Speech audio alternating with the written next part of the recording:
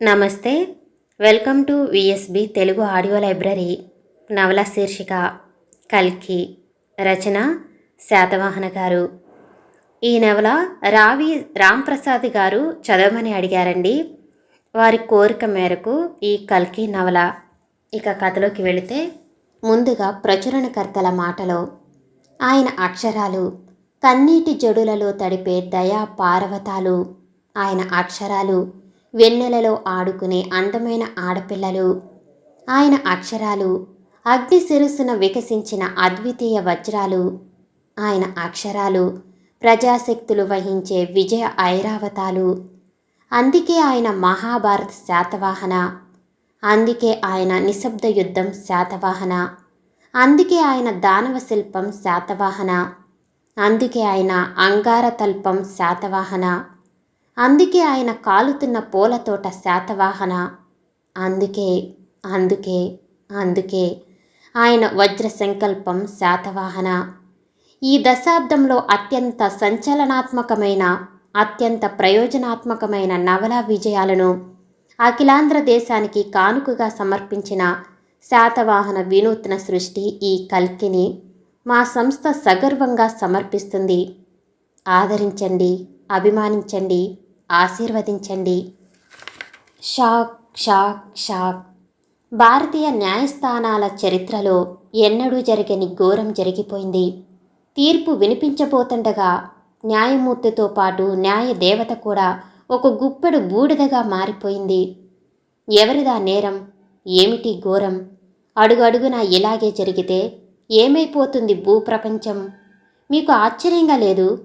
షాకింగ్గా లేదు? అయితే ఇంకా ఎందుకు ఆలస్యం? త్వరపడండి, తిప్పండి పేజీ, చదవండి కల్కి. ఇదొక మహోద్వేగ ఉత్కంఠ తరంగం. నవలాకాశంలో ఇదొక ప్రత్యేక విహంగం.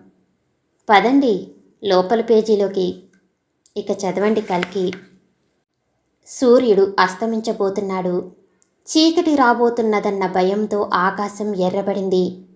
ఆ అరుణిమకు మధ్యలో అస్తమిస్తున్న సూర్యుడు విశ్వమాత గుండెల్లో తగిలిన గుండె దెబ్బలా ఉన్నాడు. అది నల్లమల కొండల్లోని ఒక గుహ. దాని చుట్టూ చెట్లు దుబ్బుగా పెరిగిపోవటం ఎంతో పరీక్షగా చూస్తే కానీ అక్కడ గుహ ఉన్నట్టుగా కనుక్కోవటం కష్టం. ఆ గుహకు కొద్ది దూరంలో తుపాకులు పేలుతున్న చప్పుడు, మనుషుల హాహాకారాలు భయంకరంగా వినిపిస్తున్నాయి. ఆ హాహాకారాల నడుమ గుహ వైపుగా వస్తున్న గుర్రపు టెక్కల చప్పుడు. ఒక ఆజానుబాహుడైన యువకుడు ఆశ్వారుడై వస్తున్నాడు.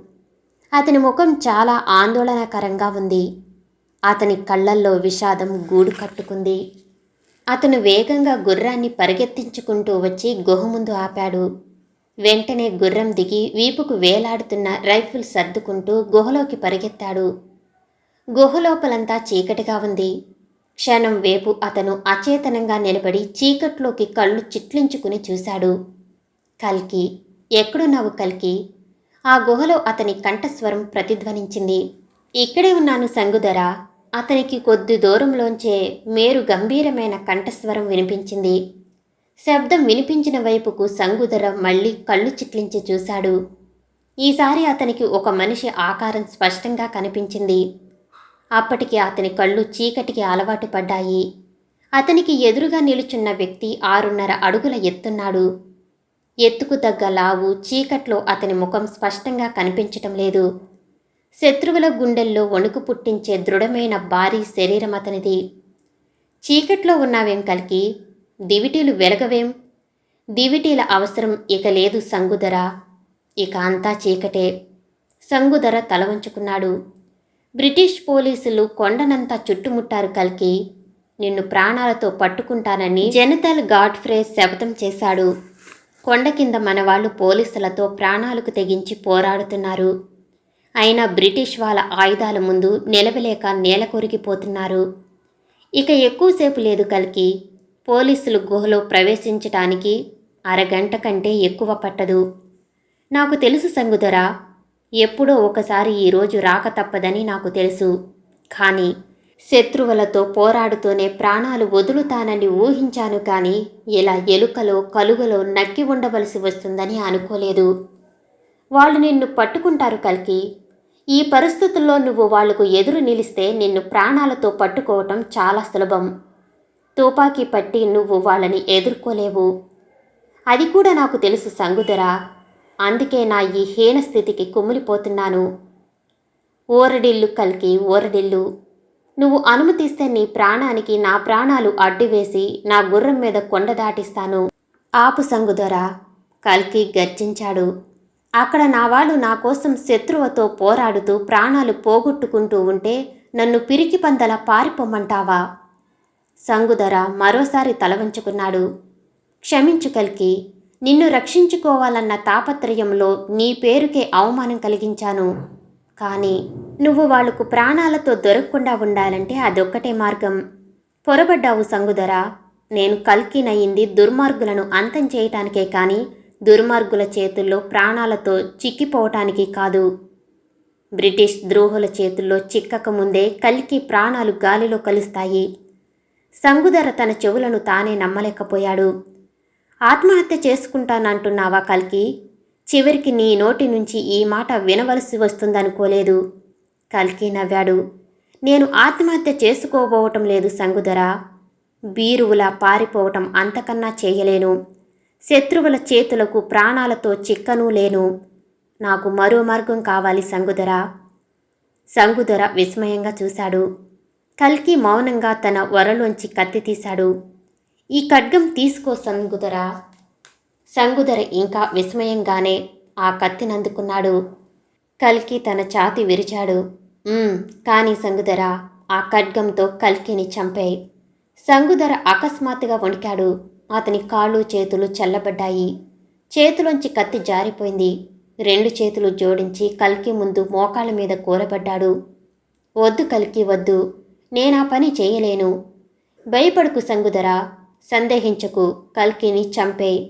లేదు కల్కి, నీ చేతుల్లో నన్ను పెంచావు, నన్ను మనిషిని చేశావు. ప్రాణదాతను పొట్టన పెట్టుకునేంత కసాయివాణ్ణి కాను. నాకీ శిక్ష విధించకు కల్కి. సంగుదర, ఇది కల్కి ఆజ్ఞ.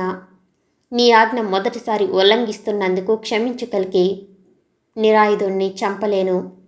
నిరాయుధుణ్ణి చంపలేవా సంగుదర? అయితే సరే, నేను ఆయుధం తీసుకుంటాను. మనం యుద్ధం చేద్దాం. సంగుదర కళ్ళు పెద్దవి చేశాడు. నీతో యుద్ధమా కల్కి? నాకు కత్తి పట్టడం నేర్పిన గురువుతో యుద్ధమా? అది నువ్వున్న ఈ పరిస్థితిలో.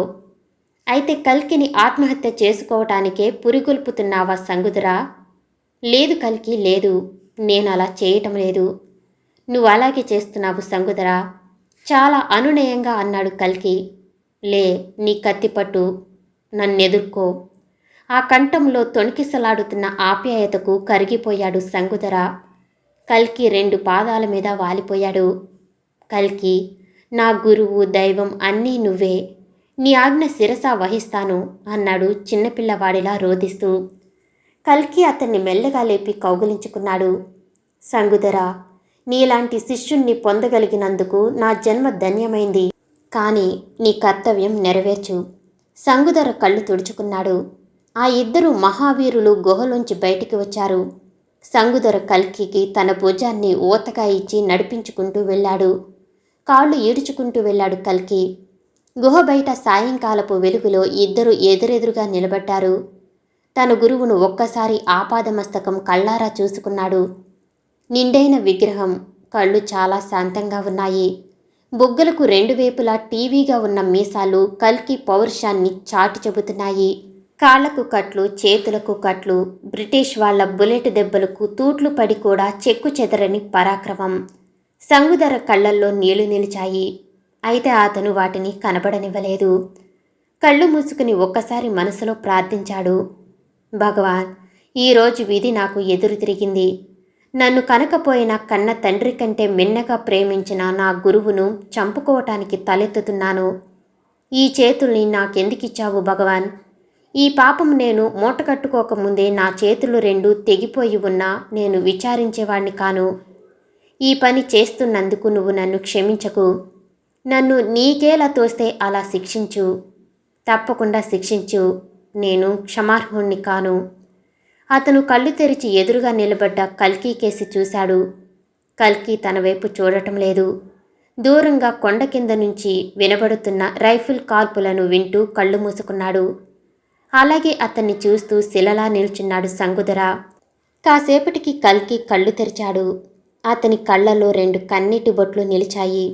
అవి తన కోసం పొంగుతున్న కన్నీళ్లు కావు. తన కోసం ప్రాణాలు విడుస్తున్న వారి కోసం కారుస్తున్న కన్నీళ్లు. అతను కత్తి కోసం చేయి ముందుకు చాచాడు. సంగుదర మౌనంగా అతనికి కత్తినందించాడు. ఇక కానిమ్మన్నట్లు తల ఊపాడు కల్కి. సంగుదర కత్తి దూశాడు. యుద్ధం ప్రారంభమైంది.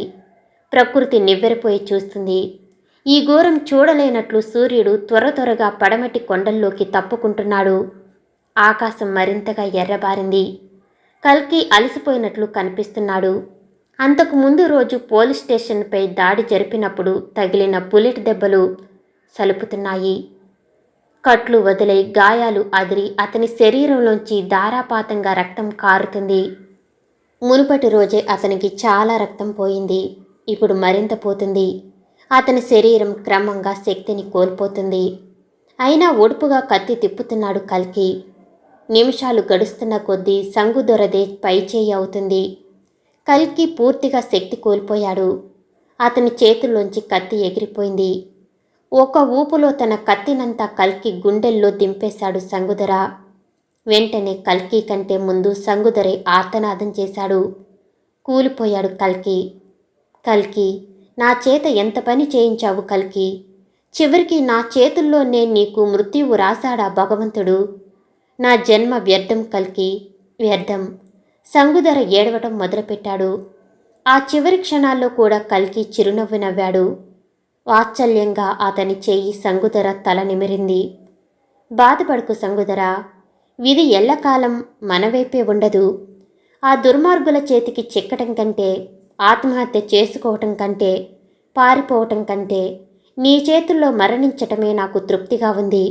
ఆత్మహత్య చేసుకొని నా కావికి పోకుండా నాకు సద్గతి కల్పించి ఇంతవరకు ప్రపంచంలో ఏ శిష్యుడు సమర్పించని గురుదక్షిణ సమర్పించావు.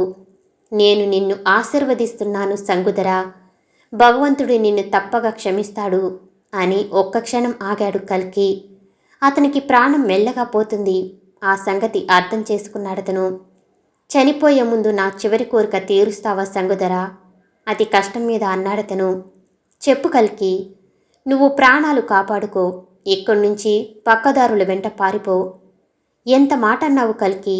నువ్వు చేయటానికి ఇష్టపడని పని నన్ను చేయమంటున్నావా? అవును సంగుదర, నిన్నీ కోరిక కోరడానికి కారణం ఉంది. నా కూతుర్ని రక్షించు. దాన్ని నువ్వే పెంచి పెద్ద చెయ్యి. ముందే తల్లి లేని పిల్ల, అది అనాథ కావటం నాకిష్టం లేదు. ఈ పని చేసి పెడతావా సంగుదర? ఆశగా అడిగాడు కల్కి. సంగుదర మెల్లగా తల ఊపాడు. కల్కి కళ్ళు తృప్తిగా మెరిశాయి. నాకు తెలుసు సంగుదర, నువ్వు ఒప్పుకుంటావని. నీ మీద నాకు పూర్తి నమ్మకం ఉంది. కల్కి చూపులు దూరంగా నిలిచాయి. అటు చూస్తున్నావా సంగుదర? ఎంతమంది మహావీరులు తమ మాతృభూమికి విముక్తి కలిగించటానికి తమ ప్రాణాలు బలి చేస్తున్నారో. ఇంకా ఎంతమంది బ్రిటిష్ హంతకుల చేతుల్లో బలి కావాలి? ఇంకా ఎప్పుడు ఈ దేశానికి విముక్తి లభిస్తుంది? ఇంకా ఎంతకాలం నా దేశ ప్రజలు దాస్య శంకలాలలో మగ్గిపోవాలి? ఎంతో కాలం లేదు కల్కి. నీ కలలు నిజమయ్యే రోజులు వస్తుంది. త్వరలోనే వస్తుంది. కల్కి కళ్ళు మెరిశాయి. నిజం చెప్పావు సంగుదర. ఇంతమంది మహావీరుల త్యాగాలు ఊరికే పోవు.